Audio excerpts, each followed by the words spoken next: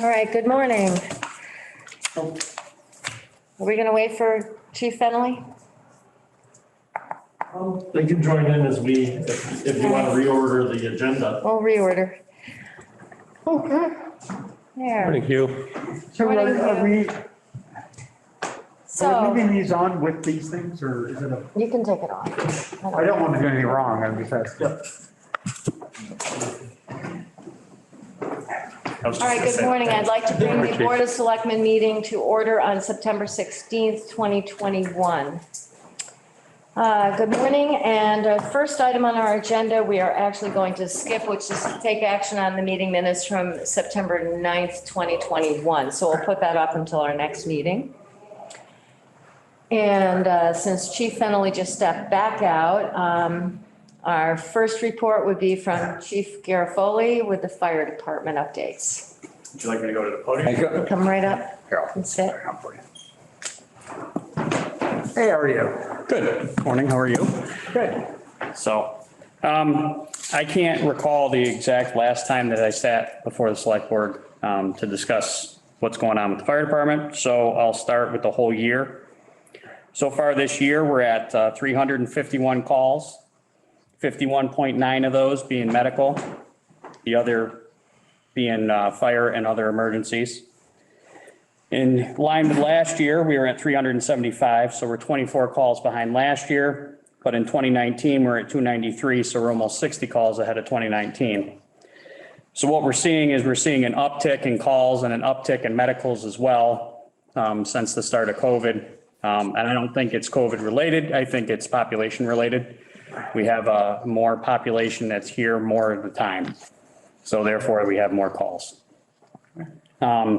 We have had a few calls this year that, especially in the past 60 days, that are calls we don't typically see.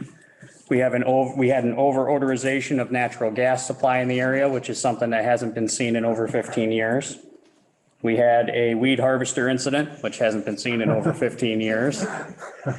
And then we had a mutual aid to another town's pond to help them salvage a boat that was sunk, which is also something that we haven't done in a very long time. So it's been a very interesting past 60 days in terms of the nature of calls on top of the normal calls that we normally have.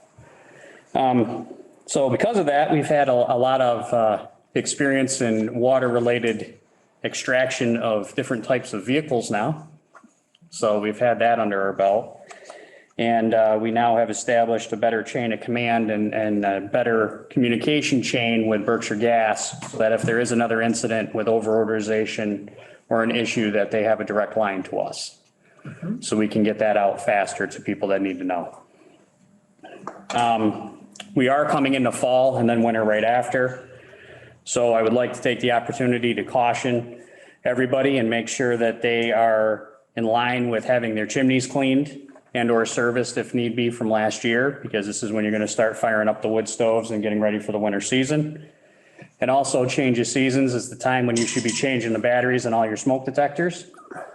So if you could just pay attention to your smoke detectors, make sure you change your batteries and be prepared for wood burning season. And that's all I got. Okay, thank you. Any questions? Yeah, I got just a couple. Let me do the easy ones first. First of all, you guys were great in the 9/11 kind of parade thing that we had. I saw the Engine 5, that was awesome. Yeah. I took a video if anybody wants it, the whole parade. Do we have a list of vendors for chimney cleaning? It's one of those things that everybody should be doing, but nobody knows who does. Or do we do vendor lists? I mean, I know we don't, but. No, those are private. Typically we don't have a vendor list, but a lot of times what I'll do is if I deal with a certain company, I'll add them to my phone so that if somebody, a resident or somebody was to ask me, hey, do you know of anybody in the area who does blank? I can say, I don't personally know, but other people have used A, B, or C. Do you have a list for chimney cleaning? Unfortunately, I don't. I would be careful in Yeah. terms of giving out recommendations, because typically you need to give out at least 3. I usually give out 7 or 8. Okay, yeah, but I mean, it's public information. People can easily find out who's cleaning chimneys. And I don't even know if there's any contractors in the area that do this as a side job. Just saying, it's like a lot of us have them. I see people on the call who have them. And, you know, sort of making sure, I remember my dad had a house fire in my house in the chimney. what, 15, 20 years ago, and it was serious. And it's a real thing that happens, and I just want to encourage people to take his advice. My other question is, you mentioned that we're seeing a ramp up of the calls. One of the things that we had talked about, was whether or not at some point you may need another staffer. Yeah. You know, and I encourage, if you come to that conclusion that the volume of calls is going up and you feel you need that, to, you know, bring it up early and often, because, you know, next few months, we're going to start going into budget season, and it would be nice to get a heads up on that before then. I mean, yes, I could always use more help. But more than that, I encourage people, if you have any interest in the fire department whatsoever, to reach out, because we can always use volunteers. Okay. And although we do have everybody trained to the firefighter level, even if they're doing medical calls as well, I encourage you to try and attend and try and become a member, because there are jobs outside of being an interior firefighter that you can do once you're trained to that level. Okay, All right, thanks. good, thank you. All set? All set. All right, thank you. All right, so next up with an update is Chief Fennelly, Police Department. Good morning. Morning. Should I take this off? You can if you want to. All right. This is my You're court. far enough away. Hello? That's for the TV. Can everybody hear him? Laura, can you hear him? Hey, Laura. Okay. Let's see. So where do I start? Recent happenings, we have the Josh Billings race coming up this weekend. So I would expect to see some traffic delays in town, throughout town, with some of the road closings and whatnot. Typically, the Berkshire Eagle runs an article the week of the race with the road closures and all that. But if anybody has any questions, they can certainly call us. We can let them know what roads are going to be closed. Same roads that have been closed for the last 30 years, I suspect. So, but yeah, it's, Chief, is that something maybe we should put out on Code Red in terms of which roads are going to be closed and specifically when they are closed? I mean, you could do it. I would think that locals would know. If you've been here within the last 5 years, you would know. I mean, of course, we didn't have it last year, but I'm sure locals know where to avoid. But, you know, Okay.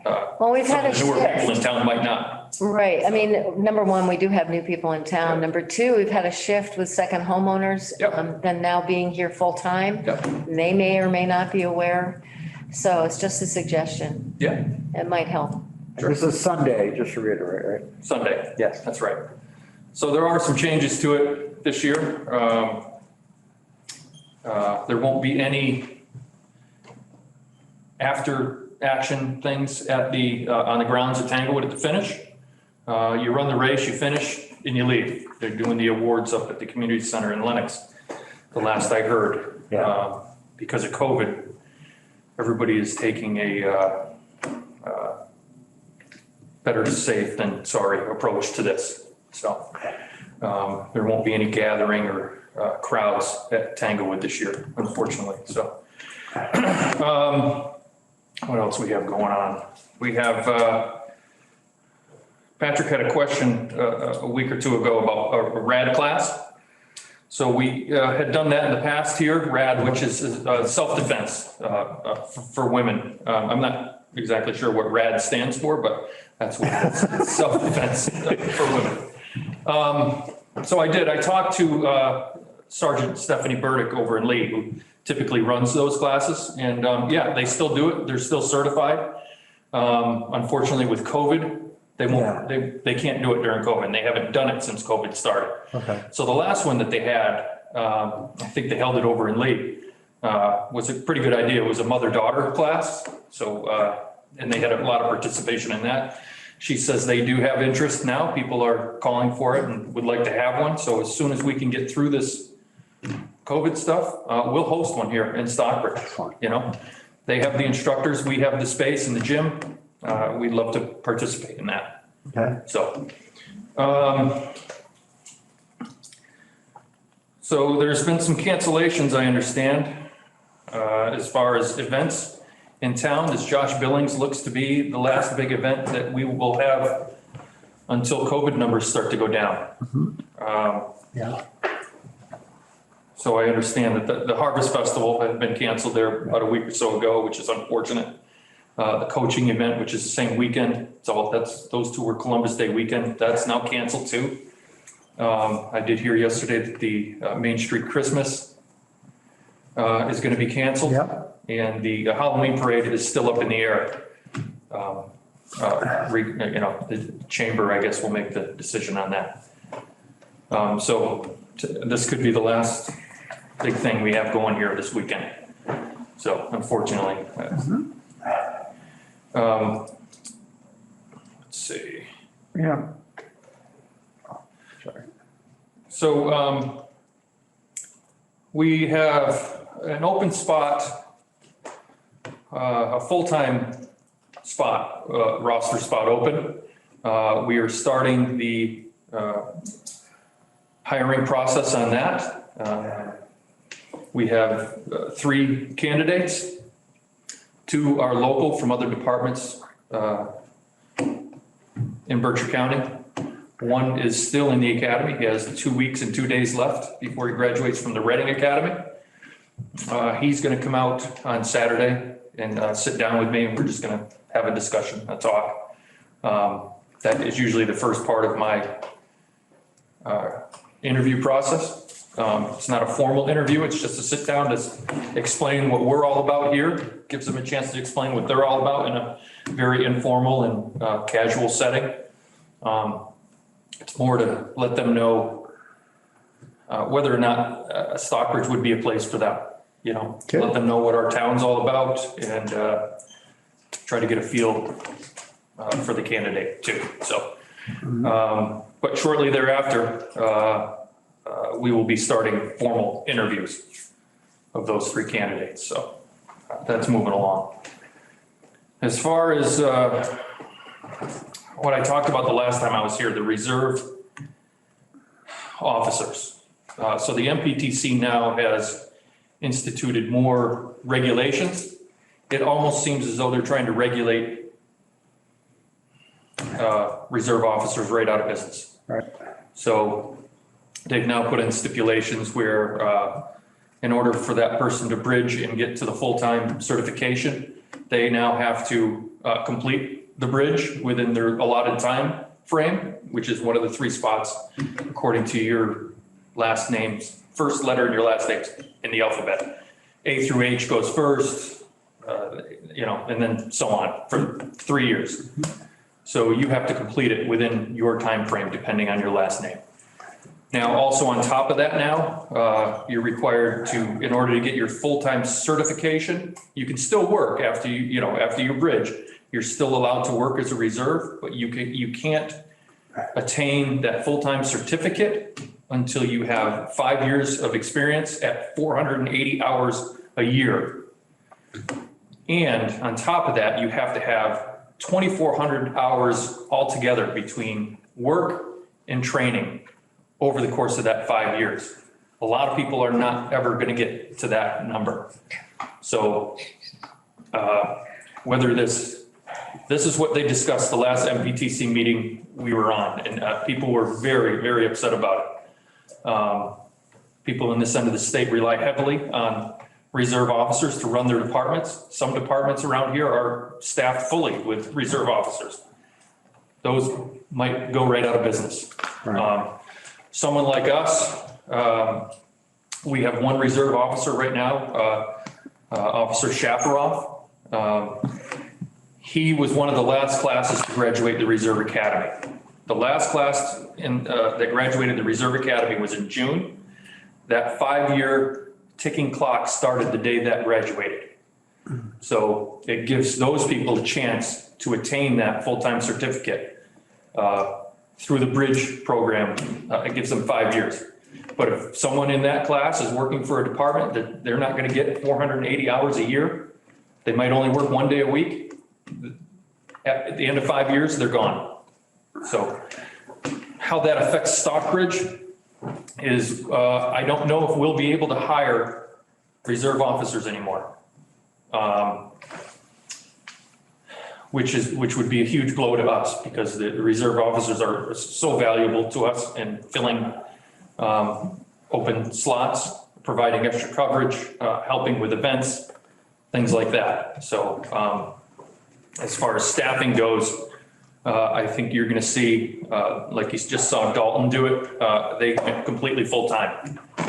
They're adding full-time officers to make up for that loss of reserve officers. So that might be down the road, what we might need to look at. So not saying we're going to have to add full-time staff. I'm saying that maybe it's something we need to look into if we're going to be able to run efficiently, I guess, is the way to put it.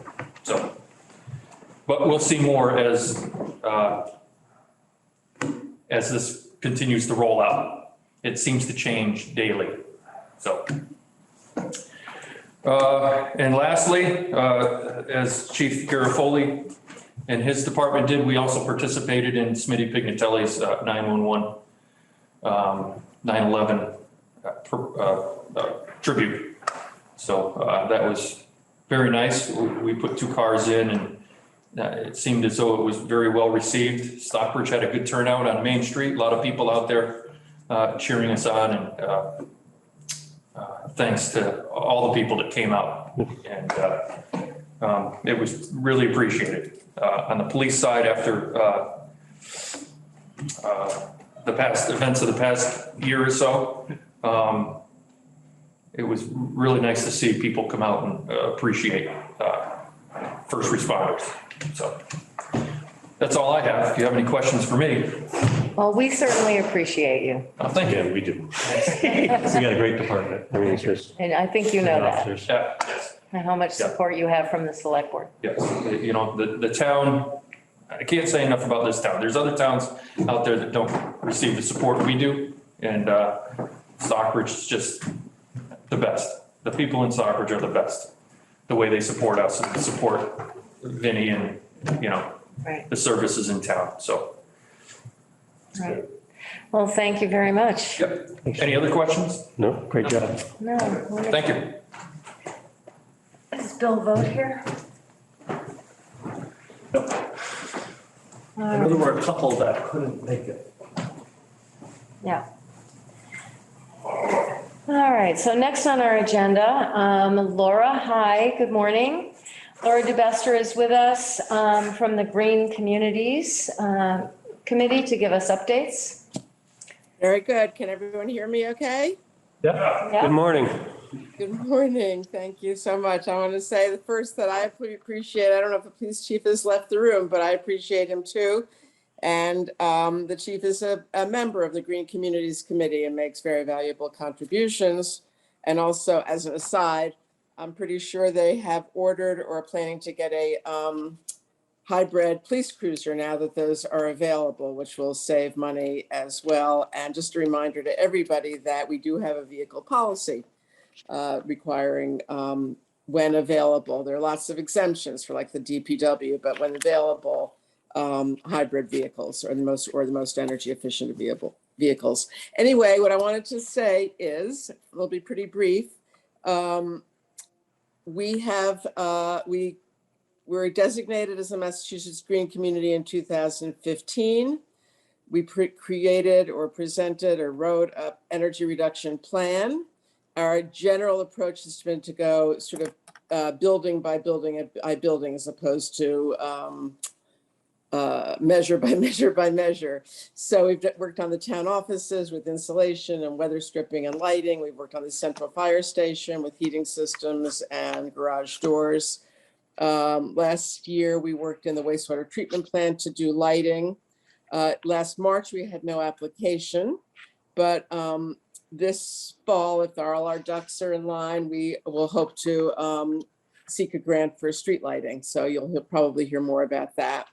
To date, the committee and all of us have brought in about, I'd say about 225,000 or so in in grants from the Department of Energy Resources and the utility companies to do this work.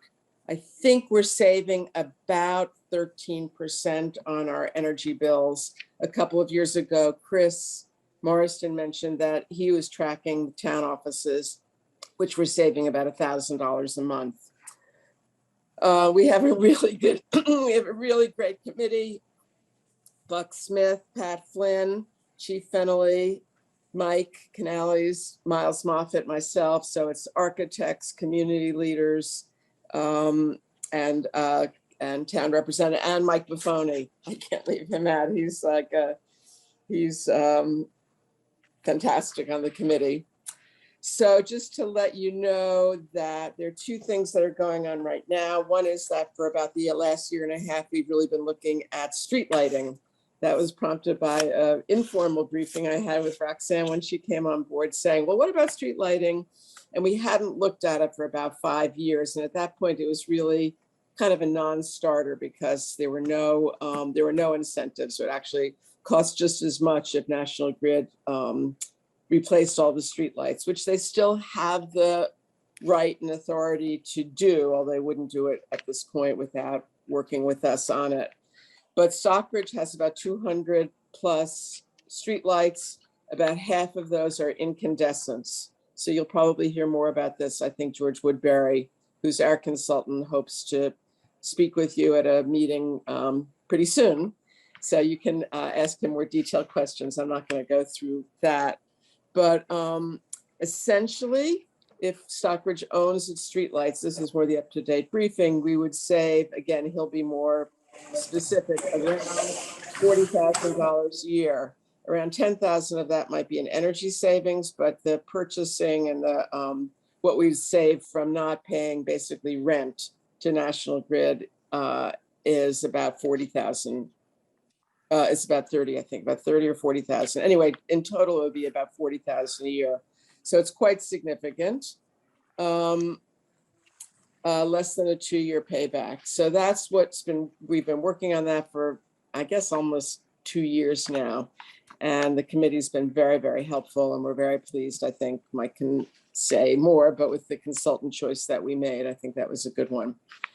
The other thing that's happening right now, or almost as we speak, is that we have to submit a report to DOER, Department of Energy Resources, every year, where we're actually tracking our energy consumption, and that goes into an annual report. It's mostly really numbers with a small narrative.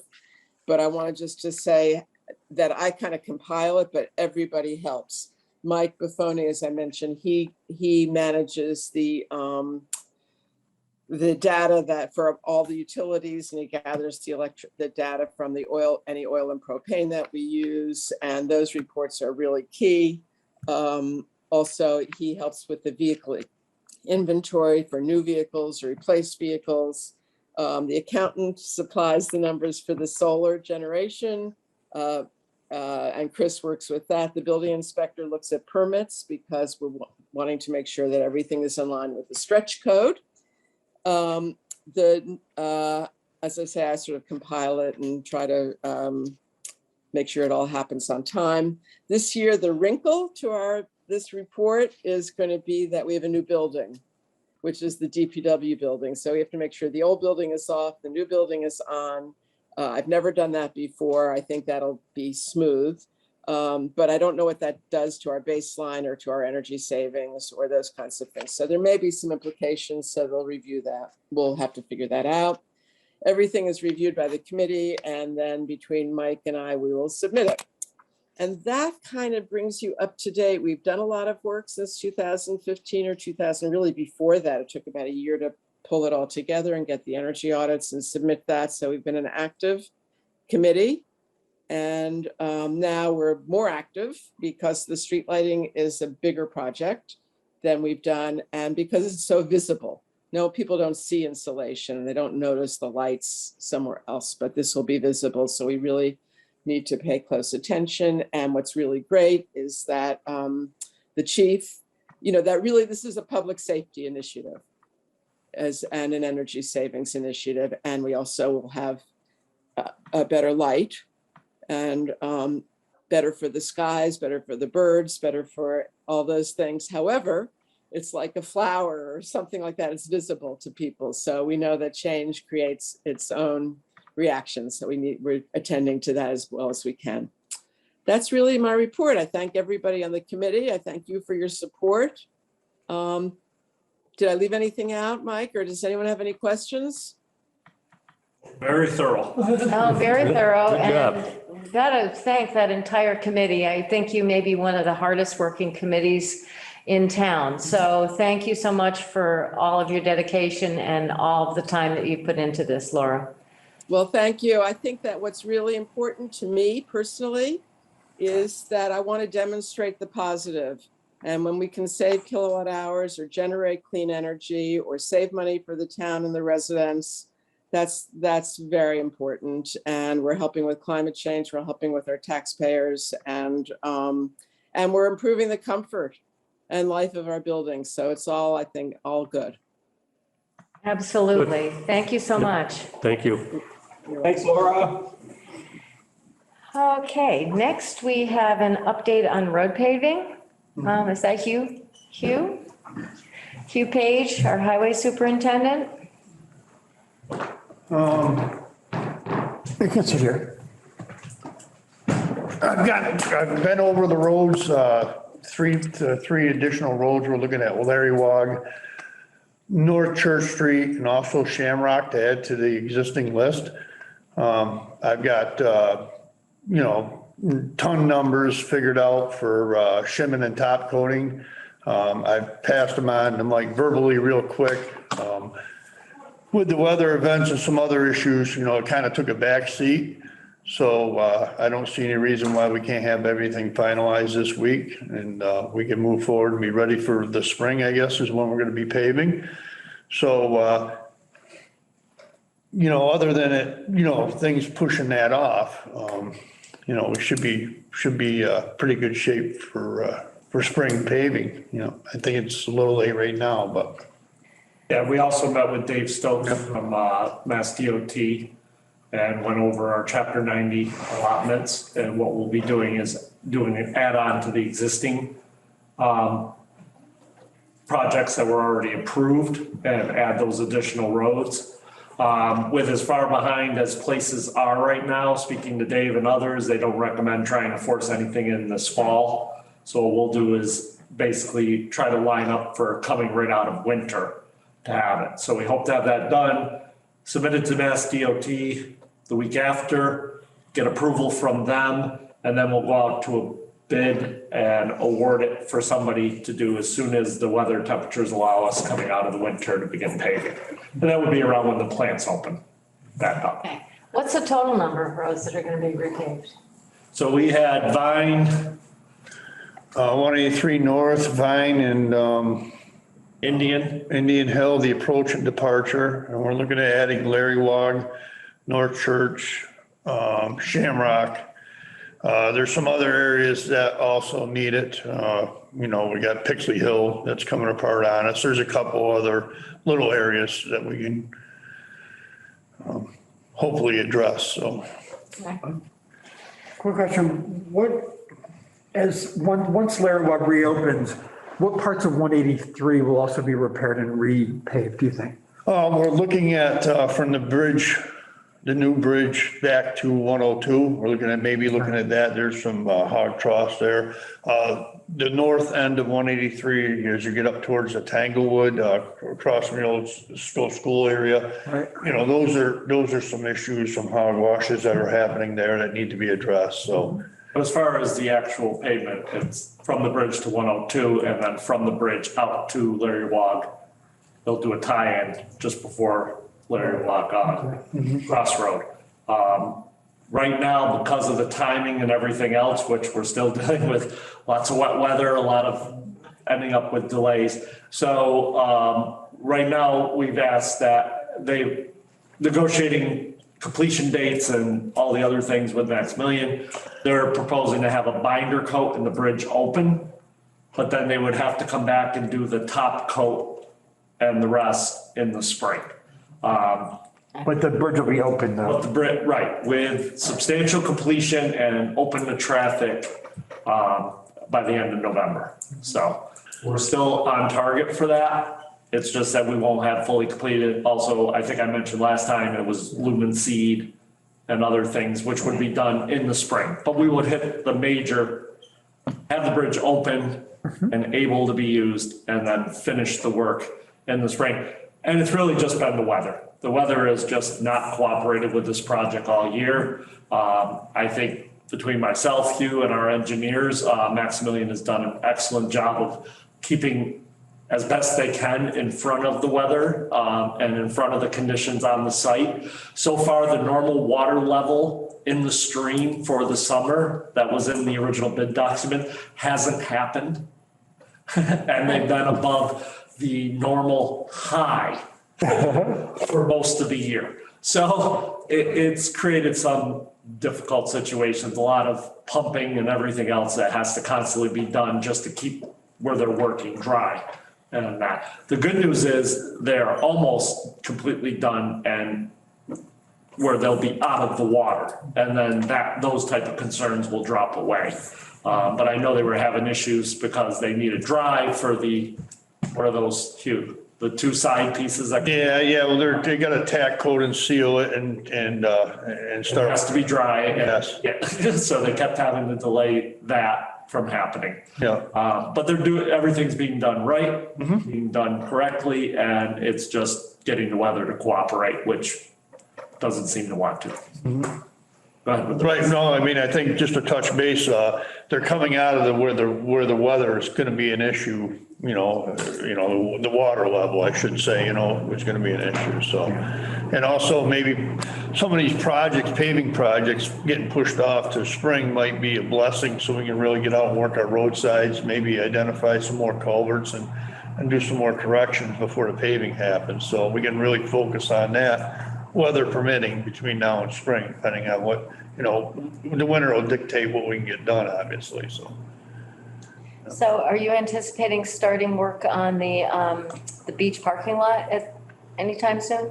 I know we've talked about it a couple times. I guess it's just a matter of, what is the best time to start on that? I guess when residents are still utilizing that space, as leaves come down, it makes work easier. I don't know, maybe Chuck knows about that too. It's easier to get in there and do some clearing when there's low foliage.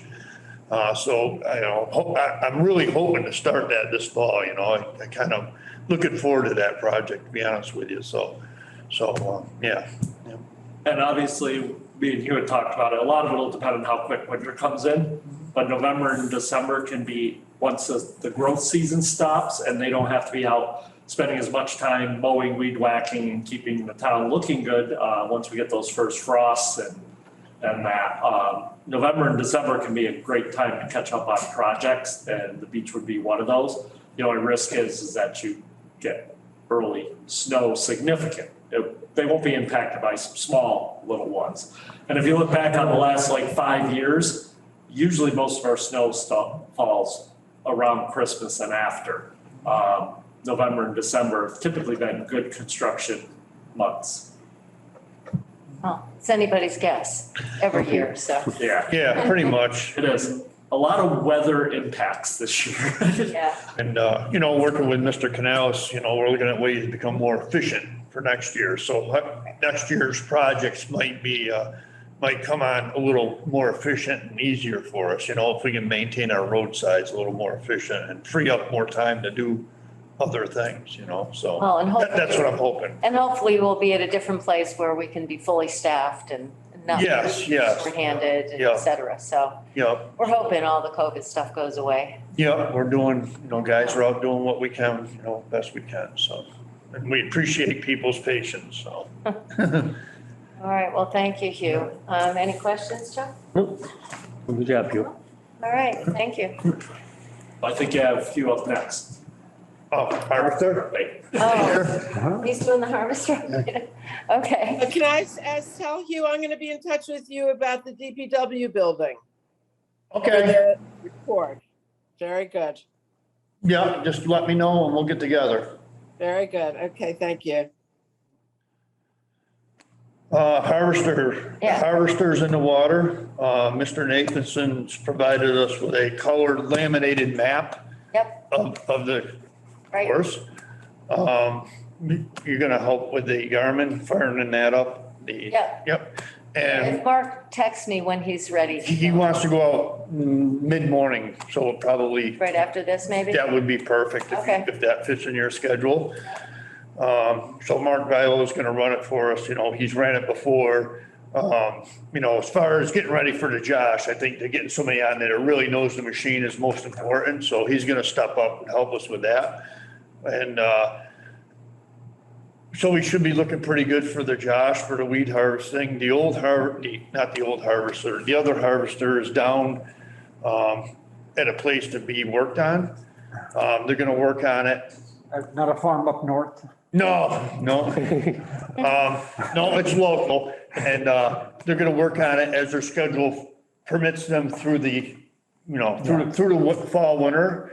And, we should be ready well before we need that next spring. So next summer before cutting season. So, yep, All right, well, thank you. yep, I'll make sure I touch base with him. yep. Thank you. All right. Thank you. Hi, Doug. Thanks a lot, Hugh. Hi, Doug. Morning. All right, now, Michael, did you have updates and did we want to talk about that new grant that just came up yesterday? Yeah, so we have that, the Smithsonian is doing a small town, program where they want to come in, and look at old towns, small towns. They're going to choose 6 in Massachusetts that can be a part of this program. Everything points to Stockbridge being an ideal candidate to apply to be one of those 6 communities. The main thing is you commit to doing programming, which they will supply a grant for some money toward the programming. And then we would have to establish a committee and get people involved and figure out what those programs would be offered. They also require display space and other things for the Smithsonian that would come in 750 square feet. The rest, just speaking to Roxanne about this, just as it just came out the other day, is, town hall could be a perfect location for an indoor space that they would need, the 750, maybe make the gym into the area or, use. What's the indoor Senior space for? center. What's the indoor space for? Well, it's museum, they're calling it Museum on Main Street. Yeah, And it's about changes in rural America. Okay. So I mean, it's kind of, Nice. perfect, we're perfectly positioned for this. We have like a deep, rich history. We're a rural, small and New England town. So I mean, Right. we kind of fit right into the groove here. So we're hoping for the Yeah. best. And, put in for that and yeah, and in fact, the Smithsonian Magazine is featuring Ice Glen in an article related to sort of old growth trees, so that Bob Leverett set up, the guy who started the Old Growth Forest Network, which we, by the way, need to. well, we still need to figure out a dedication and Yeah. it's sort of hard with everything else. It'd be an online thing, yeah, but whatever. Okay, outdoors. Okay. All right. Do we have any questions or comments from the public at this time? Now, are we going to need to come back into open session? I don't believe so. Okay. Doug, you didn't have anything? Oh, I'm sorry. No. No, I did not. I just was tuning in from the chamber commenters. I forgot about the meeting, so I'm a little late. Thank you. All righty. So I'm going to move that we enter into executive session per Mass General Law, Chapter 30A, Section 21A2, to conduct contract negotiations with non-union personnel, town administrator. Chair to declare whether so. We will not return to open session. Second.